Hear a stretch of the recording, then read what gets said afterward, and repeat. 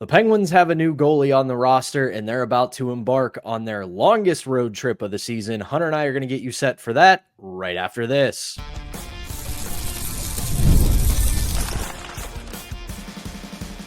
You're Locked On Penguins, your daily podcast on the Pittsburgh Penguins. Part of the Locked On Podcast Network, your team every day. Hello and welcome back to another edition of the Locked On Penguins podcast. I'm one of your hosts, Patrick Damp. You can follow me on all social media platforms at Synonym for Wet. Joined as always by my co-host, the one and only Hunter Hodes. You can follow him on Twitter at Hunter Hodes. You can give our show's account a follow at LO_Penguins. And of course, we appreciate you making us part of your daily routine. Don't forget that we are free and available wherever you get your podcasts, as well as YouTube. Plus, if you follow us on YouTube, don't forget to hit the notification button so you'll be among the first to know when we drop our daily Monday through Friday episodes. Hunter, a huge road trip begins tonight for the Pittsburgh Penguins. They will have 7 road games over a span of 15 days. And it begins tonight in Buffalo, New York, where they take on one of the NHL's worst teams. But spoiler alert, they have just one less regulation victory than the Pittsburgh Penguins. So maybe we shouldn't throw stones here in our old black and gold glass house. I digress. But this will be a chance for the Penguins to get right, so to speak, because while the vibes, they're still not all that great. They feel a little bit better now that Tristan Jarry has been sent to the American Hockey League. Yoel Blomqvist is back with the team, with Mike Sullivan and Kyle Dubas both saying that there is a plan in place to make sure that Blomqvist gets playing time, as well as Nedeljkovic still having some backup time as well. So we're going to get some runway to see who starts in net tonight. But let's focus more on their opponent this evening. While Buffalo has had a nightmare few years, and this season has been yet another one in a long line of disappointing seasons, they have actually started the calendar year fairly well. They've got a handful of wins over some good teams. They most recently beat the Carolina Hurricanes 4-2.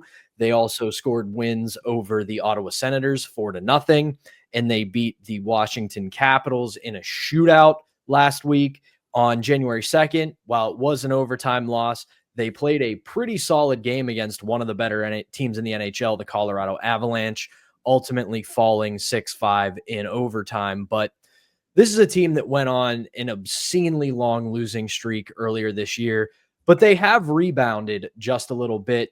It's a full-on youth movement in Buffalo right now.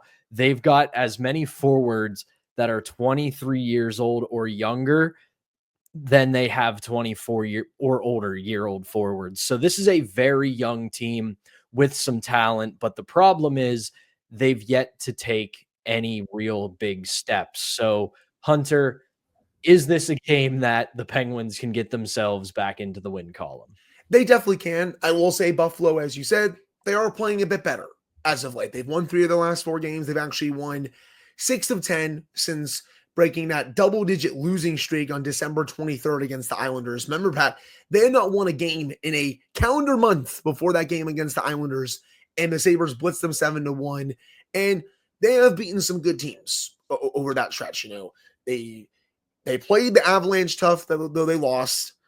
They beat the Capitals in a shootout on January 6th. They beat the Senators, who were in a playoff position, are in the playoff race on January 9th.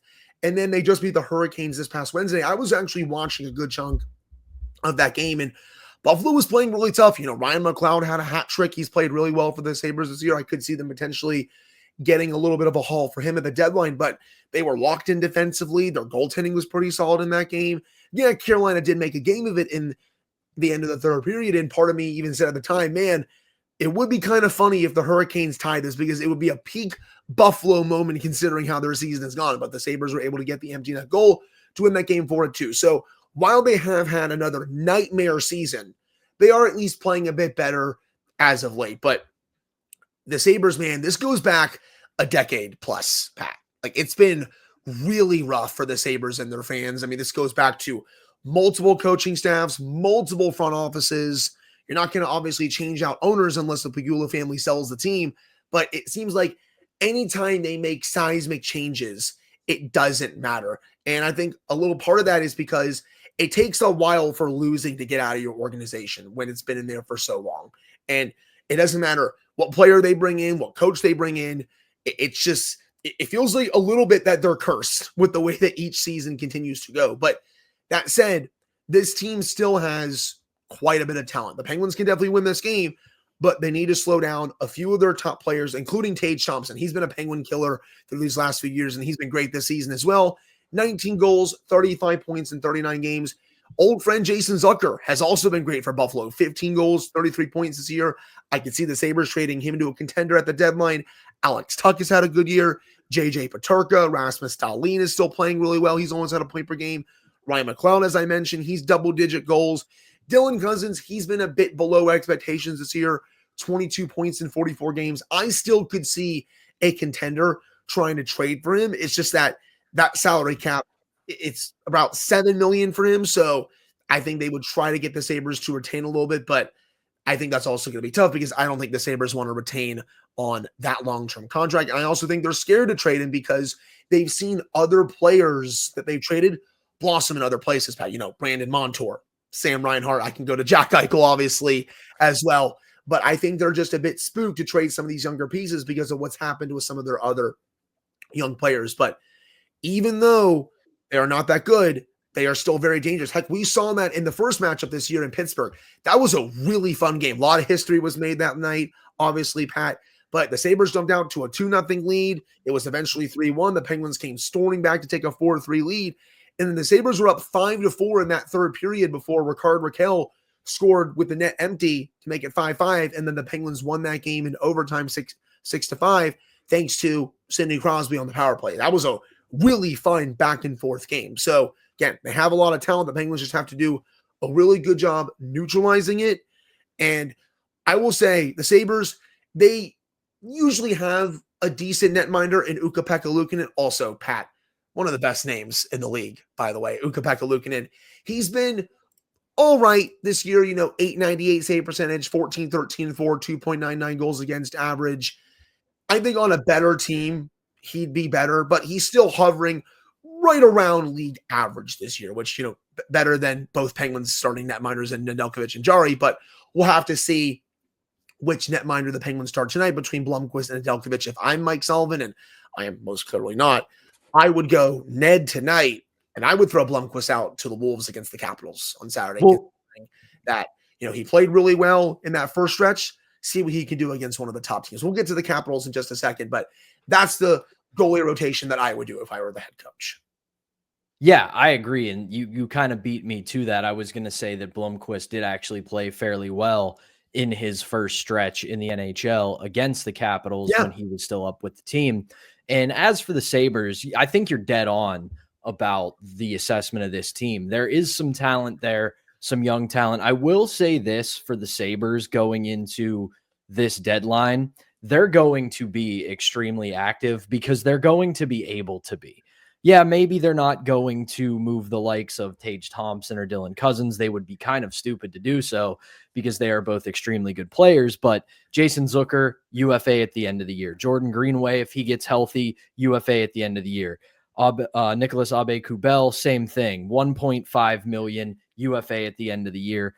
Ton of UFAs, pending UFAs on the Sabres. So they do have an opportunity this offseason, starting at the trade deadline, really, to try to get this back on track with the amount of pending UFAs they have. And a lot of their talent is locked up long-term. So they have core pieces there to build. Like I said, Tage Thompson, Dylan Cousins, Alex Tuck has another year, and he's somebody from the area who wants to be there and wants to be part of the solution.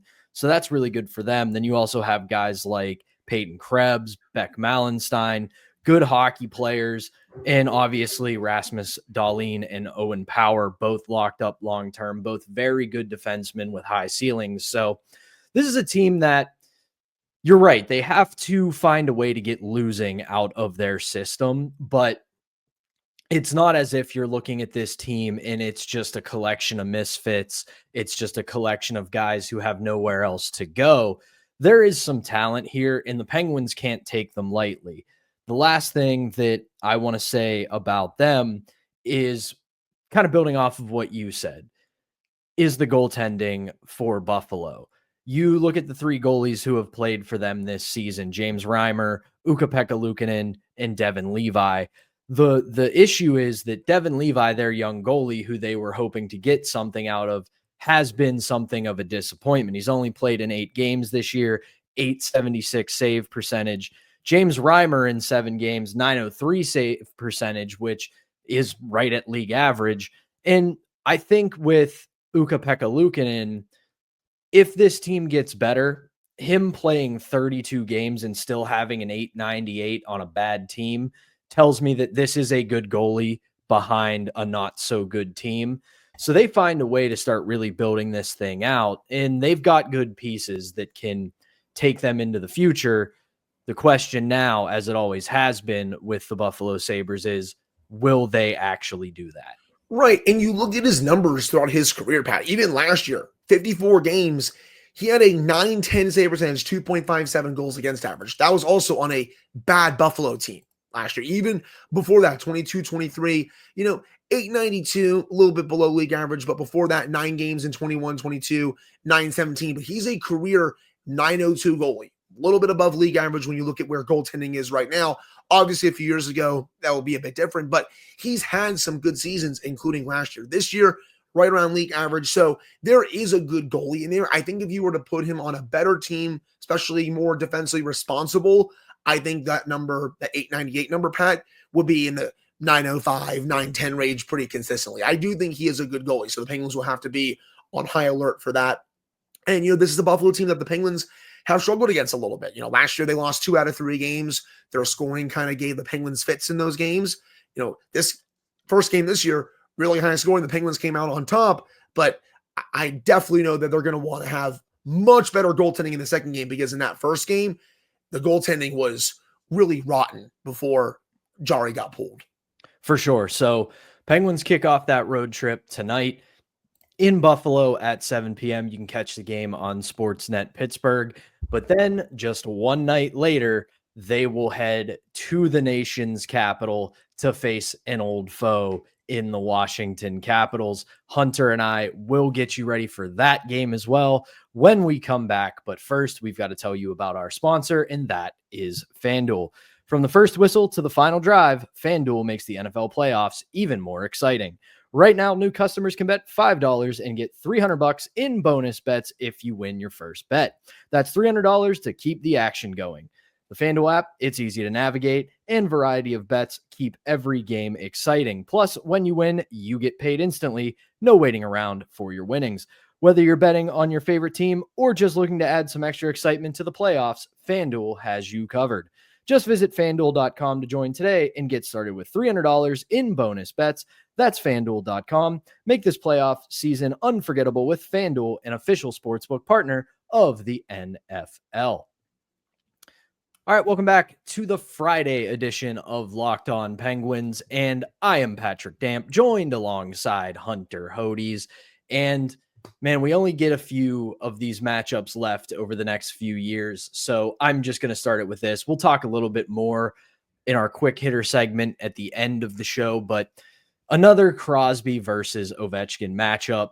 They are most of the time absolutely electric. 2 of the greatest players to ever lace up skates. And we're going to get another taste of it on Saturday night. As we know, Sidney Crosby climbing his way up the all-time points ranks, and Alex Ovechkin is chasing down the once thought untouchable Wayne Gretzky goal record. He's 20 goals away from it.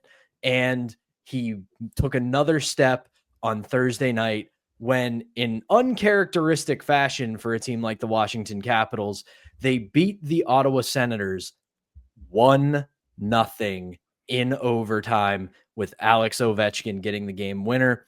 Hunter, this is going to be one of the biggest challenges the Penguins have faced, especially in the division, because right now the Capitals are not only first place in the Metropolitan Division, they are atop the NHL.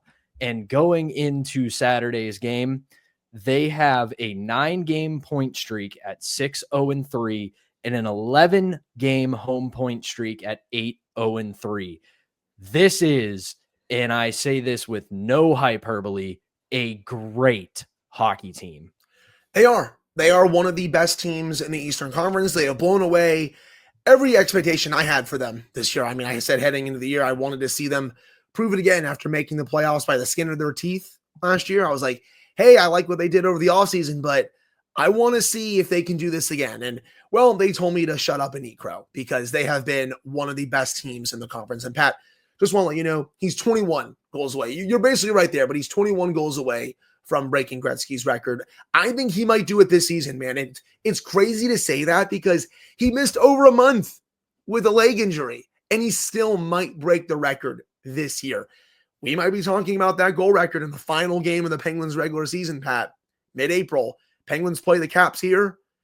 That would be crazy if we saw history where Alex Ovechkin potentially breaks the goal record in that game. I thought it was looking a bit unlikely when he got injured for over a month, but he continues to score at such a crazy pace for someone who is as old as he is. Again, to me, he is the best pure goal scorer in NHL history. I know other people have their other opinions.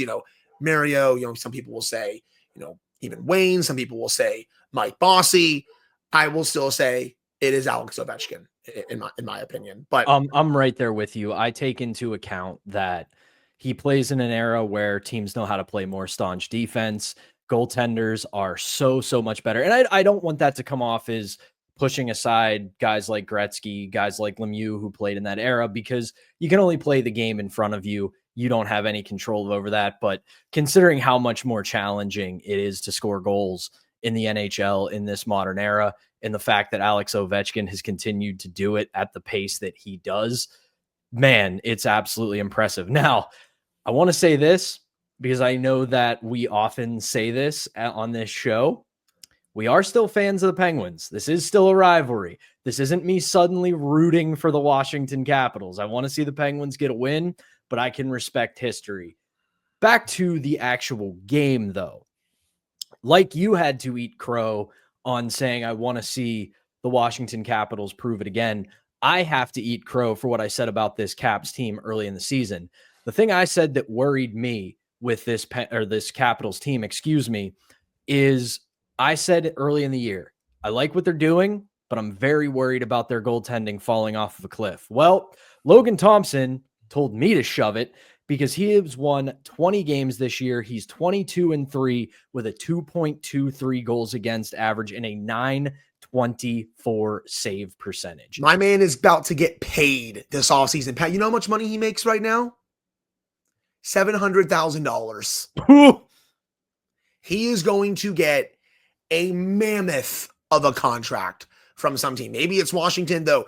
They also have to figure out the Jacob Chychrun situation. Chychrun has been fantastic for them. And who could have saw that coming, considering that was a great move they made. I didn't think he was going to be this good, but I knew that he was still going to make a difference for Washington. And he's also going to get paid this offseason too. I don't think the Capitals front office gets enough credit for how good they've been these last couple of years. Heck, even last year, they still sold at the deadline and they made the playoffs, but they recuperated those assets to use for other trades to make their team better over the offseason. I still could potentially see Kyle Dubas do the same thing this offseason. Again, just maybe a year behind the Capitals. But this Caps team, man, they are fantastic. Logan Thompson, as you mentioned, 2.13 goals against average, 924 save percentage. He's in the Vezina conversation.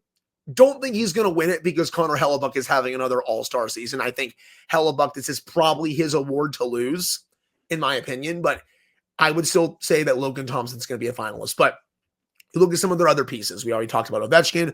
Tom Wilson, he's always going to be annoying. 19 goals, 33 points this year. Connor McMichael has been great. You have Dylan Strome. He's been awesome, a point-per-game player. Alexei Protas, he's been awesome since coming out from Hershey. He has 36 points in 45 games. The Capitals have done such a really nice job of developing their young talent in Hershey, before they're ready for the NHL. And a lot of these young pieces have been really fun to watch. I already brought up Protas. McMichael has been really good. Nick Down continues to be really solid in their bottom six.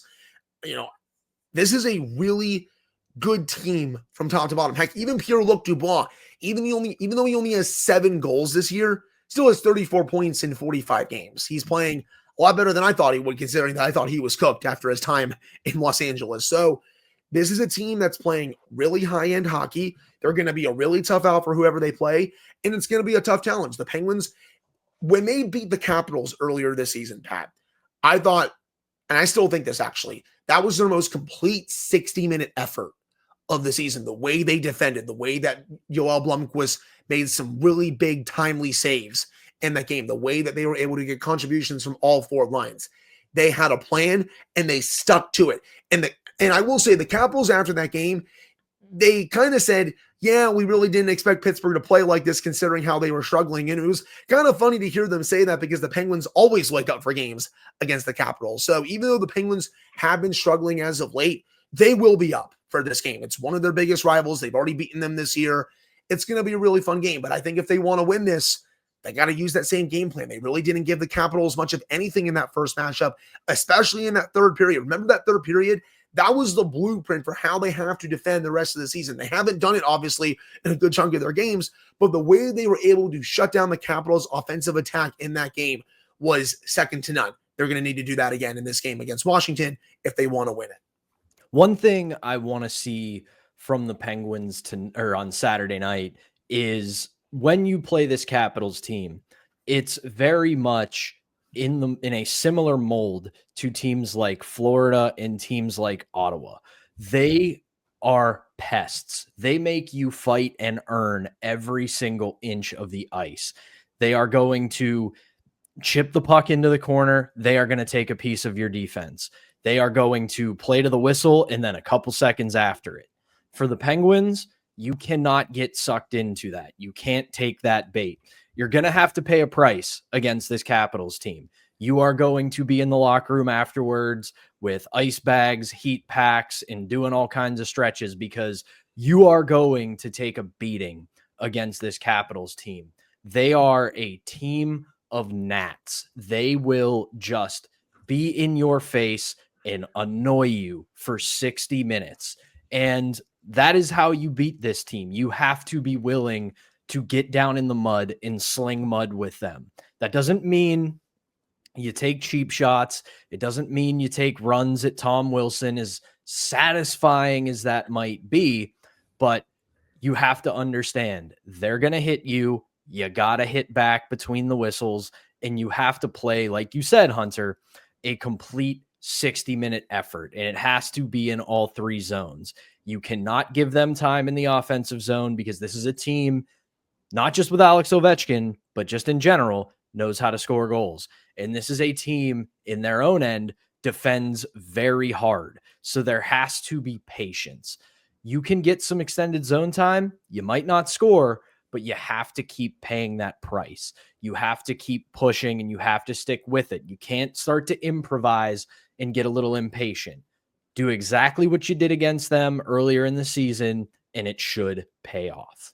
Yeah, I will say this, even outside of scoring, which the Capitals have been really good at, they defend really well. Spencer Carberry has been a great coach for them these last couple of seasons. The way that he's been able to get this team to defend, especially considering how poor they were before he came in, has been awesome. He's one heck of a coach. And again, their goaltending, man, it's been awesome. Both Thompson and Charlie Lindgren have been great. Now, I will say right now, Charlie Lindgren is hurt. He is on injured reserve right now. So it is probably going to be Logan Thompson in that game against the Penguins. And as we've said, that's going to be one of the best goaltenders the Penguins face all year. So you got to get traffic in his face. You got to get him moving side to side. It's got to be another classic Michael Bunting game here where he really gets the Capitals mad, gets in front of Thompson's face, make sure he doesn't see the pucks. So those are some of the big keys for this one against this really good Washington team.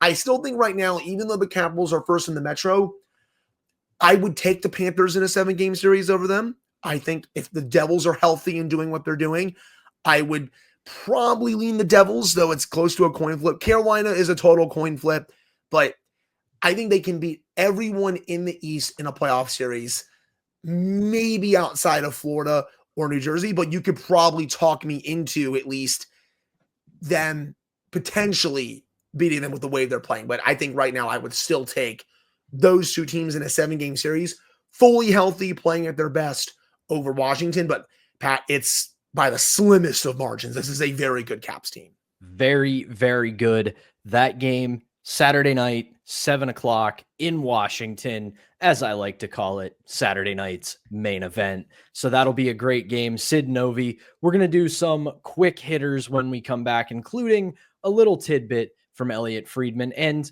we kind of did it at the start of this segment, but we'll do it a little bit more in the third. Crosby versus Ovechkin, man. Let's take a walk down good old memory lane, and we will do that when we come back right after this. All right, welcome back. It's the final segment of the Friday edition of Locked On Penguins. I'm Patrick Damp alongside the one and only Hunter Hodes. And Hunter, I'm going to let you take this one because you are the sicko who gets up and listens to all the hockey podcasts and listens to everything. So Elliot Friedman of Sportsnet up in Canada had a little bit of a thought, not really a rumor or a report, but just an idea that I think is pretty interesting for Kyle Dubas and the Penguins. Yeah, so him and Kyle Bukauskas, they were discussing the Tristan Jarry situation on 32 Thoughts, and then that transformative talks about what the Penguins are going to do at the deadline, and of course, they're going to sell with the way they're playing. And Elliot mentioned again, they're not going to trade the Hall of Famers. Again, people, I know it's breaking news here, no surprise, they're not going to trade the Hall of Famers, but he did mention that he could see the Penguins looking at the Sabres as a trade partner because of all the young pieces that they have and how Dubas continues to want to get younger in this lineup, and he thinks that Dubas would really have interest in some of Buffalo's younger pieces. So that could mean a wide variety of players, Pat. We already mentioned some of the players that are on this Buffalo team that are really good and really young in the first segment, but that would be a fascinating idea if you can pry out one or maybe even two of Buffalo's younger pieces that are good players, but are maybe not fitting in with the current team. Yeah, and the way I look at it with a team like Buffalo, with some of the younger players they have, I said it about them in the first segment that they have a solid foundation set, but that someone like Pagula wants this team to start taking steps, and they've been so bad for so long that you eventually just make moves out of panic, and you think that doing this is going to shake up your franchise. But then you look at it from the Penguins' point of view. To do this, you're probably going to have to part with some prospects or some picks.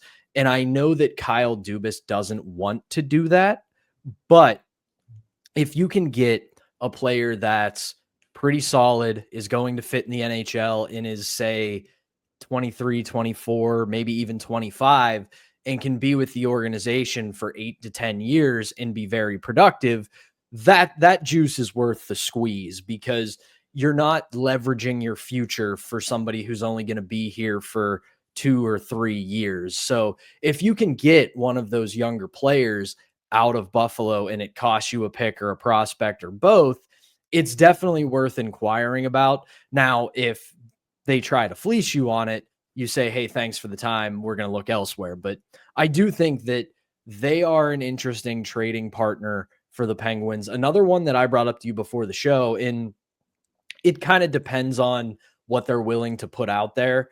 And it's more of just the old meme of identify the bad GMs, call them all the time.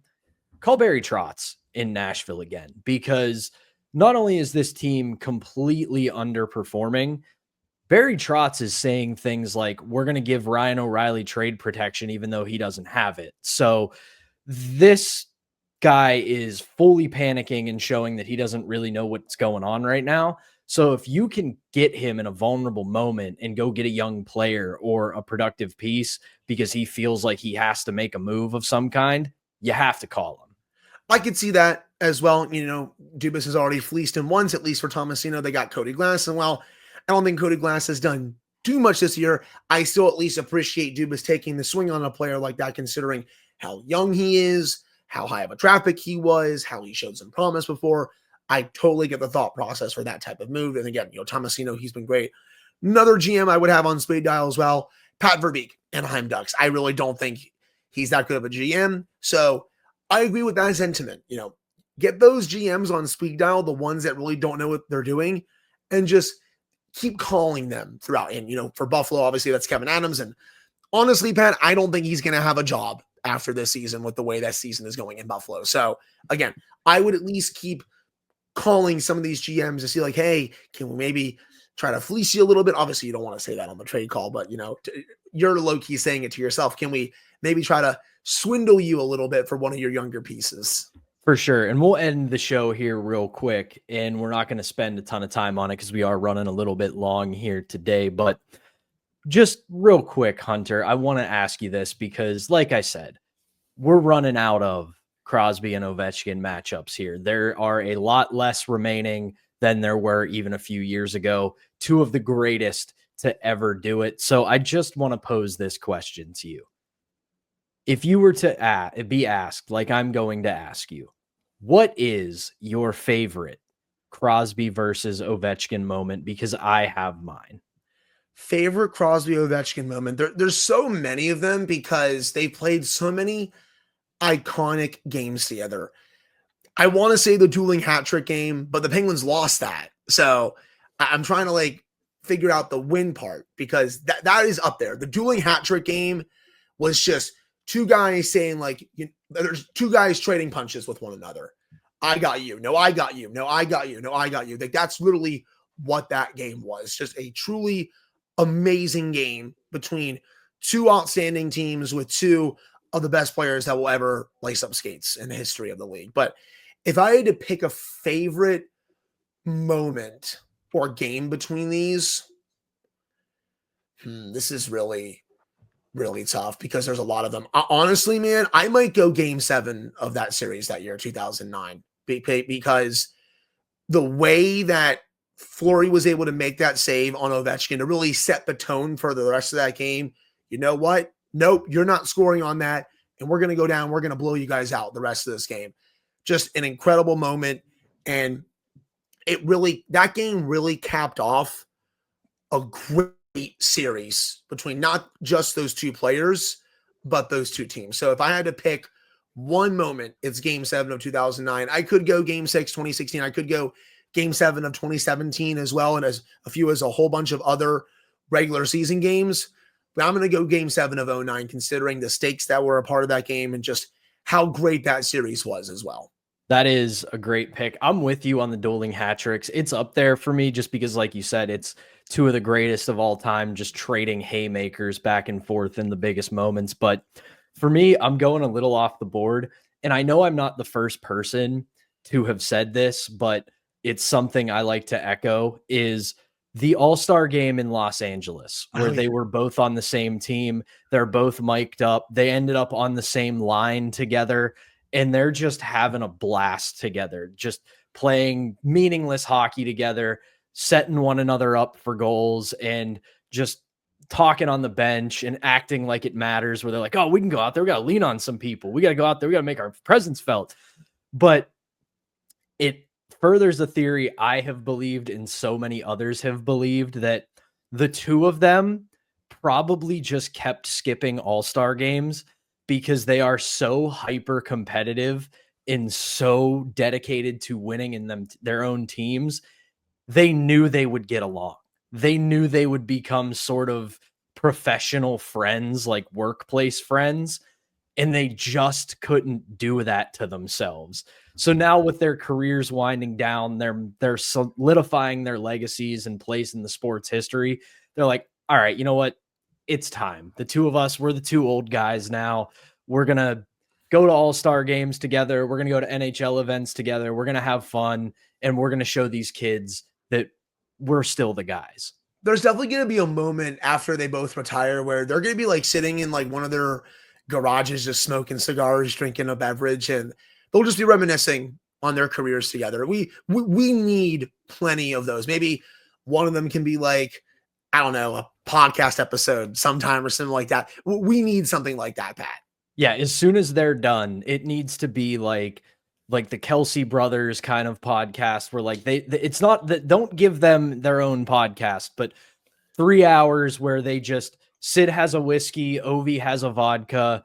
They're smoking cigars, talking about what it was like when they were in the NHL and all of their battles together. But that is going to do it for this podcast, Locked On Penguins. Hunter and I will be back on Monday with a brand new episode, hopefully with our good pal Jesse Marshall, to break down these games and get some other insights on the Penguins. But for now, enjoy the games this weekend. Hunter and I will be back with a brand new episode on Monday.